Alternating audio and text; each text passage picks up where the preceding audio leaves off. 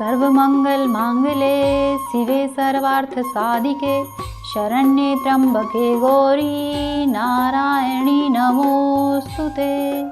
जय माता दी। नवरात्रि के दूसरे दिन माँ काली के स्वरूप महाविद्या तारा देवी की पूजा की जाती है। तारा देवी को शमशान की देवी भी कहा जाता है। जैसा कि नाम से ही पता चल रहा है, तारा देवी अर्थात तारने वाली। तारा देवी के 3 रूप है, उग्रतारा, एकजट और नील सरस्वती। पौराणिक कथाओं के अनुसार जब समुद्र मंथन के समय भगवान शिव ने विषपान किया था, जिससे उनके शरीर में काफी जलन और कई तकलीफें हो रही थी।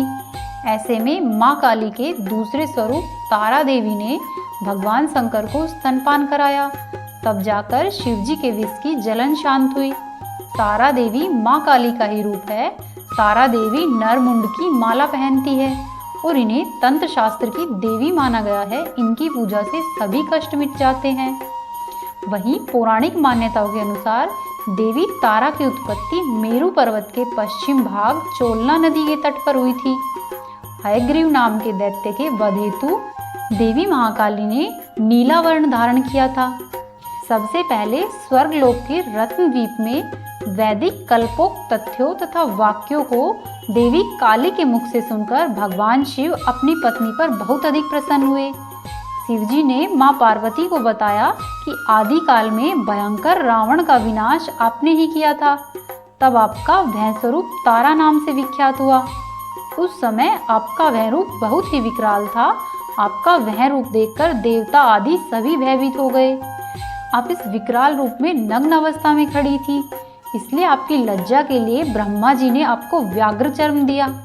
इसी कारण से आप लंबोदरी नाम से विख्यात हुई। तारा तंत्र के रहस्य के अनुसार भगवान राम ने रावण का वध किया, तब माँ तारा ने ही उन्हें शक्ति प्रदान की थी। वास्तव में भगवान राम की विध्वंसक शक्ति देवी माँ तारा ही थी, जिन्होंने लंकापति रावण को मारा था।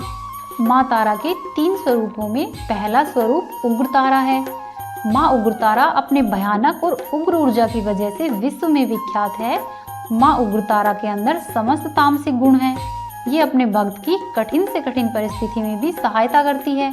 उग्रतारा किसी भी प्रकार के संकटों का विनाश करती है और साथ ही बुद्धि, बल, विवेक को जागृत करके अपने भक्तों को विनाशकारी परिस्थितियों में भी रास्ता दिखाती है।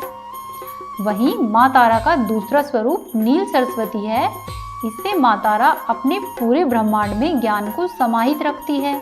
माँ नील सरस्वती आयुर्वेद, ज्योतिष, विज्ञान या कुछ और भी अज्ञात ज्ञान जो कि सामान्य बुद्धि के व्यक्ति की समझ से बहुत दूर होता है, इन सभी चीजों को एकत्रित करने के बाद जो स्वरूप बनता है, जो ऊर्जा उत्पन्न होती है, वही देवी नील सरस्वती है।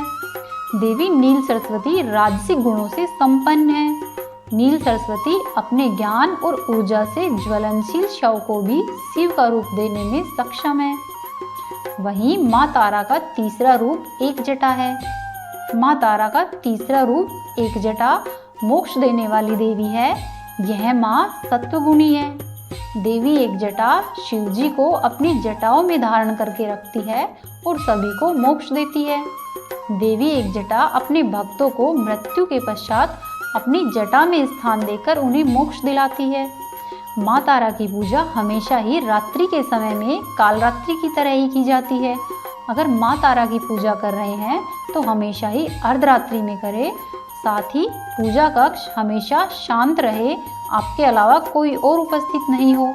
माँ तारा की पूजा में सिले हुए वस्त्र भी पहने नहीं जाते हैं और पश्चिम दिशा की तरफ मुख करके माँ तारा की पूजा की जाती है। उम्मीद है आपको आज की जानकारी पसंद आई होगी। वीडियो को लाइक करें, चैनल को सब्सक्राइब करें और कमेंट बॉक्स में जय माता दी अवश्य ही लिखें। बोलो ओमकारा शेरा वाली का बोल, साचे दरबार की जय।